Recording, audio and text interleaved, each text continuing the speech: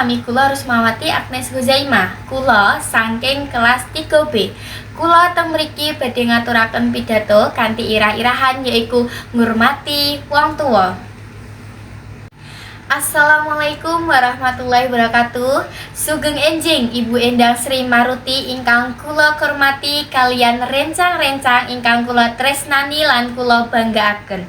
Sapisanan sumangga kita ngaturaken puji syukur dumateng Gusti Allah Subhanahu wa taala awit saking rahmat saha hidayahipun kita saged pinanggih ing papan punika kanthi sehat lan wilujeng.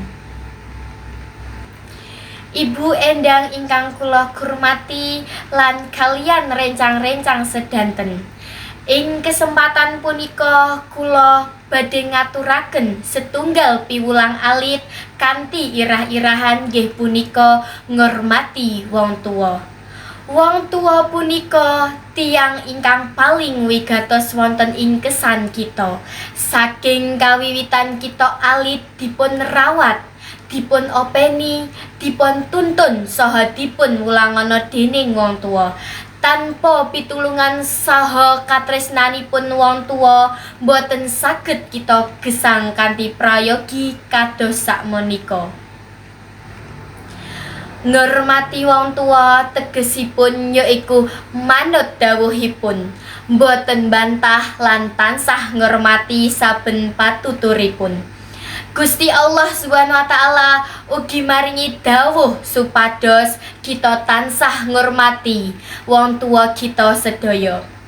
Ridhonipun Gusti Allah gumantung ridhonipun wong tuwa, saha nesunipun Gusti Allah gumantung nesunipun wong tuwa kita. Mula saking punika ayo para kanca sami kita tansah ngormati piyantu saha mituhu dumateng wong tua kita. Mugi-mugi kanthi mengaten kita kelebet anak ingkang soleh lan solehah saha saged dadosaken bungahing manahipun wong tua kita. Mugi kita tansah iling lan waspada ngurmati wong tua iku ora mung tugas nanging kewajiban. Kanthi tresna lan hormat kita ngluhurake dawuhe supaya urip bebrayan dadi rukun lan tentrem. Saderenge kula tutup nggih punika kula gadah pantun. Kembang mawar ing kebon sumebar, siraman banyu maringi kabugaran. Ngluhurake wong tuwa kudu dadi pekarengan supaya urip tansah berkah lan fahingan.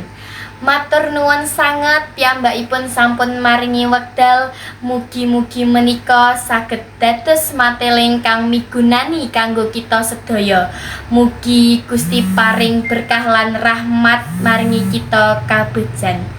Wassalamualaikum warahmatullahi wabarakatuh.